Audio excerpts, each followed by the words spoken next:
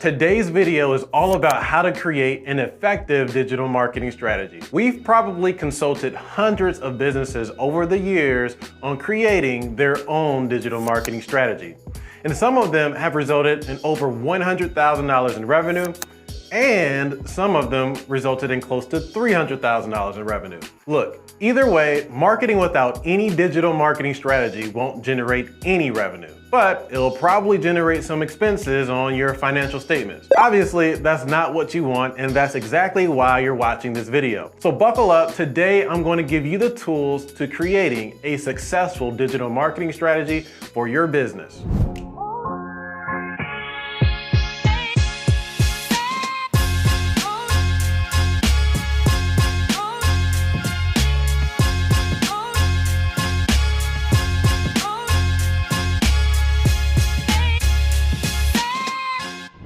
Hi, my name is Sherman with Life Marketing, a digital marketing agency that helps small businesses grow. Today, I'm going to give you the 7 steps to building your own digital marketing strategy. By the way, if you're new to our channel, be sure to subscribe so you don't miss out on future episodes that can help you grow your business.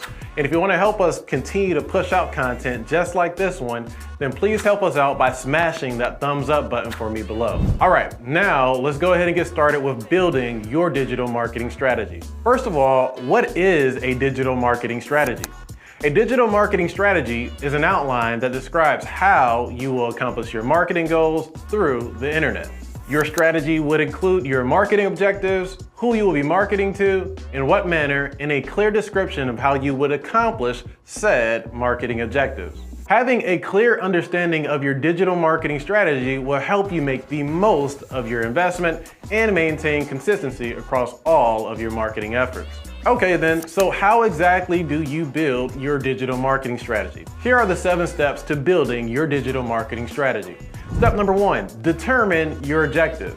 Is your marketing objective right now to increase awareness, leads, or sales? Now, naturally, most people I talk to will almost always say sales. But wait a minute, how many sales can you actually make if no one knows you exist? A good digital marketing strategy should be carefully crafted based on facts, like how many people are actually aware that your business exists right now. You should start your digital marketing strategy by looking in the mirror. Do a careful analysis of your prior marketing efforts, determine what worked best and what didn't, and consider what your business needs to be successful in the days ahead. To do this, just take a peek into your Google Analytics account, and if you don't know how to view your website analytics or don't have one, then consider using free tools available on the internet like Alexa, for example. Anyway, really think about your business marketing and set SMART goals. Not just SMART, but you know, the acronym SMART. Come on, don't make me say it.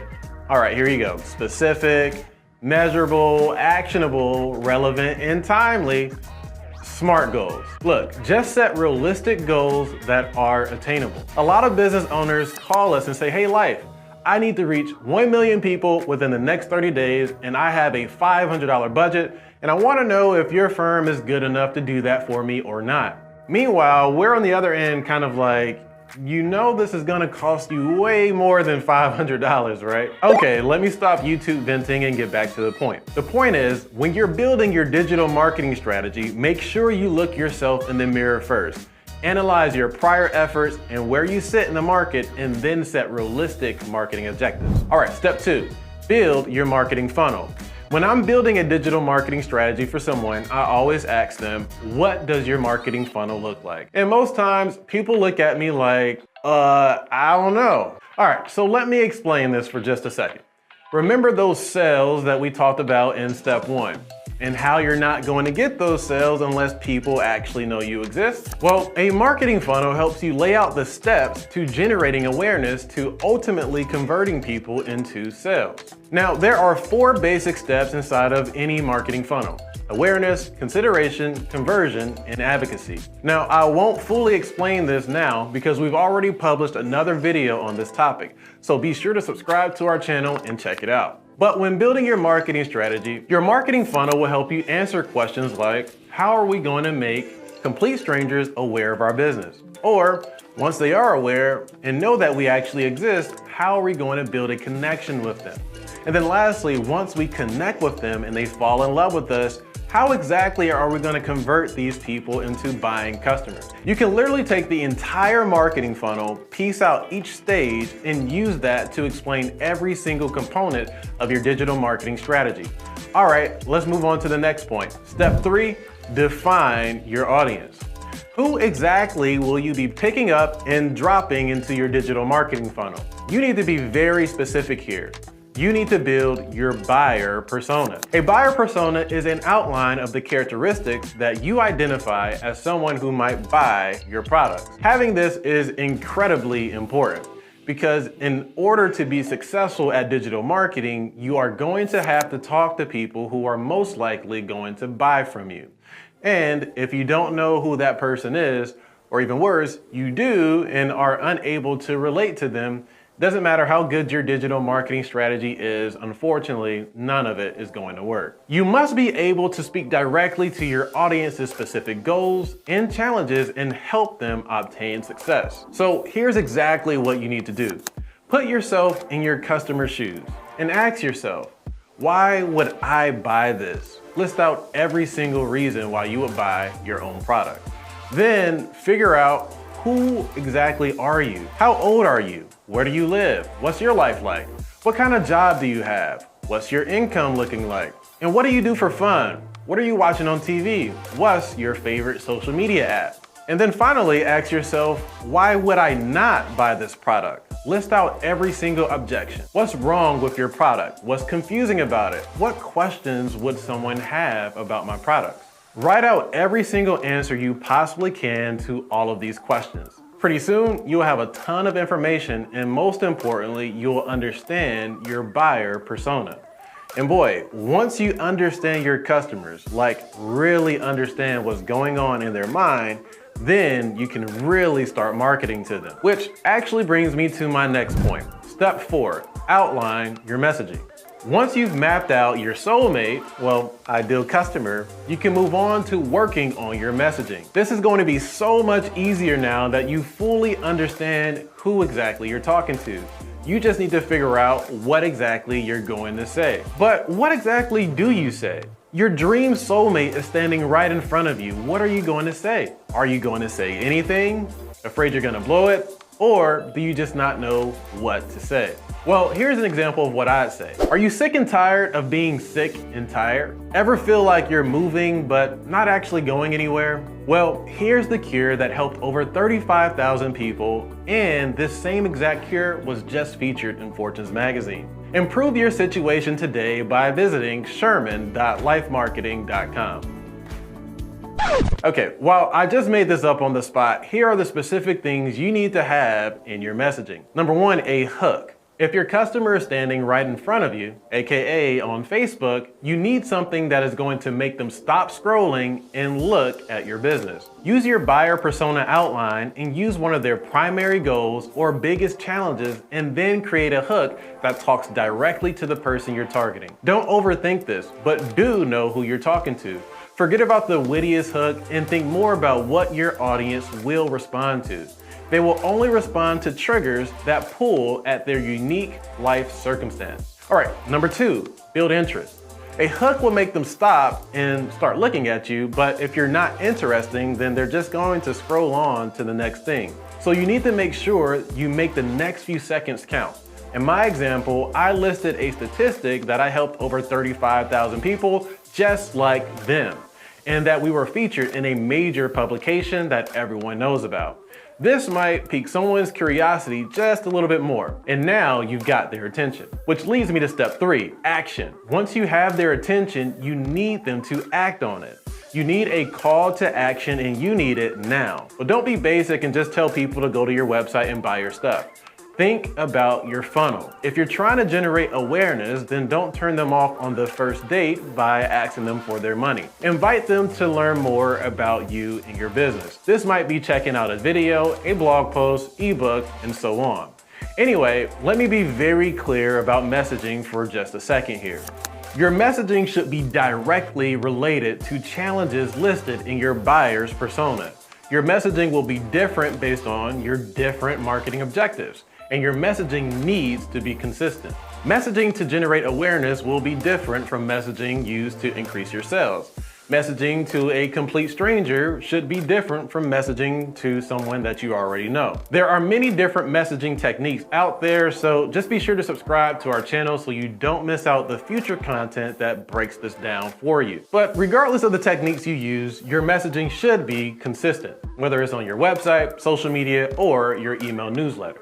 For example, imagine dating someone who presents themselves as one way, but is completely different on the second date. You'd probably not trust that person's intention, so be sure that you're not doing this with your customers and be consistent in your messaging. All right, now let's move on. Step number 5, select your marketing channels. Here's an easy one that many people overcomplicate: marketing channels. People call us every day asking us what marketing channels should their business be on. And the answer is very simple: the marketing channels that your customers are on. One of our business mentors once told me that there are 1,000 ways to market your business, and you need to be good at all of them. Basically, in the perfect world, you need to be marketing to your customers wherever they might be. If they are searching for companies just like yours on Google, then obviously add Google to your marketing strategy. If they're on Instagram, then you might choose to add Instagram to your digital strategy.